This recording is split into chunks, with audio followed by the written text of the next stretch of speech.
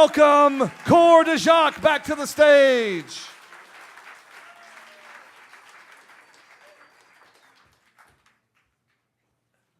Don't touch this. Right. Got that wrong last time. Hey, so real quick, about 1992, I was 19.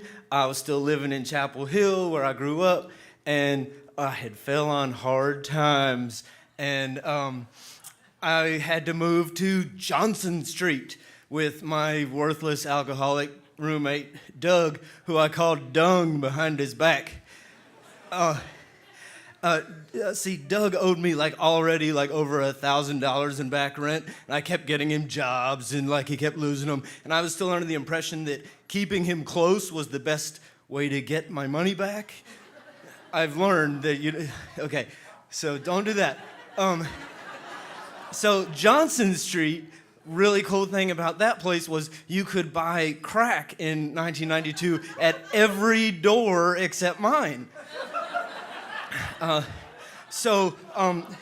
Our introduction to the neighborhood, our first night, there were 3 shots right out front. It was bam, bam, bam, and I'm crawling elbow over elbow to the phone, call the law. We're 5 minutes walk from Main Street, Franklin Street, Chapel Hill, right? So, of course, it took 45 minutes for the law to show up because they're scared to death of Johnson Street. They had to draw straws and shit. What happened was there was a crack deal in the street, and the man that was leaning into the car was shot at point-blank range with a sniper rifle. He's fine.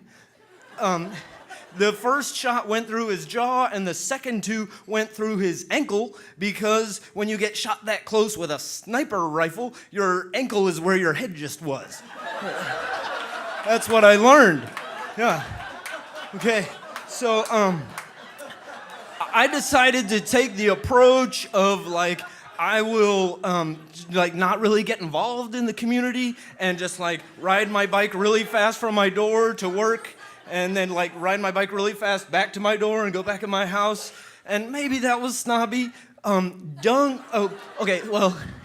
But one day, a man that had the house behind us, and he had 6 chained monster dogs that never got off the chains, that barked 24 hours a day. He was in the street you're gonna stop today. And I was like, okay, what's up? And he's like, is that your big ass, nasty, mean as hell cat?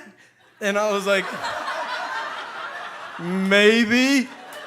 What do you do? And he's been tearing the hell out of my dogs. He just stands right where they can't reach him and just... I'll tell him to stop. I don't know. So Dung took a very different approach.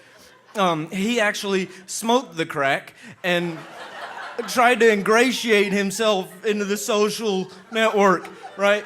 And that sort of came to a head the same night that I discovered almost assuredly very toxic art supply called heat moldable plastic, which was wow, and immediately made myself upper and lower zoo cat fangs that fit my mouth perfectly, and I fixed them in with poly grip and went walking around town, just talking to strangers like there was nothing weird, and that was fun. And then eventually I got bored and came home, and the door was open. And, that seemed like a bad thing.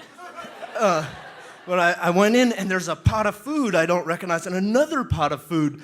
They're not pots from our house. I'm like, is this a potluck? I don't know. And then in the living room, here's Dung passed out on his back with his shirt open, and he's dropped 2 eggs. He made it to the floor without breaking the eggs, and he rips open a bag of chips totally in half, and the chips are spread across the room, and he's dead. There's no life in him. I'm smacking him. I'm like, what's going on? And he's just unconscious. He's not dead.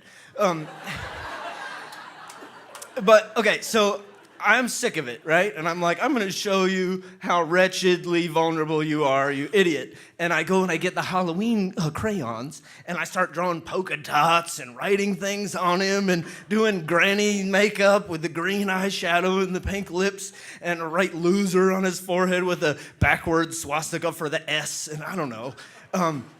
And like, that's when I'm admiring my handiwork, and I've put like ribbons and rubber bands and stuff in his hair, and there's a bashing on the door of like a mob that's gonna come through the door, and they're gonna kill everybody in the house. And I'm thinking, this doesn't look good at all. And like, they're definitely gonna think that like I'm doing some kind of like sweet clown love snuff films on the 8mm. It was 1992. Homophobia was strong. I was nervous, but the couch is in front of the door because we only use the side door. So they're coming through the door and they're trying to get in the window. So I got to open the door. So I move the couch just enough and I open the door, and I got the bush axe that I keep there, but I don't show that. I hold that behind the door like, I got something behind this door. You don't know what it is. And I'm like, hi. And they're like, everybody's screaming at once, he stole from us, he stole all the food from the party, this woman is, let him in her house and everything. And I'm like, oh yes, yeah, that's terrible. It's really, he really owes y'all. You'll have to talk to him in the morning, he's passed out. And they're like, give him to us, we're coming in to get him. And I'm like, I really can't let you do that. I mean, I'd like to, but I totally agree, you own him now. And I will deliver him to you in the morning, but I'm like feigning this like decency because I just couldn't let you just take an unconscious man. You got to have him when he's awake.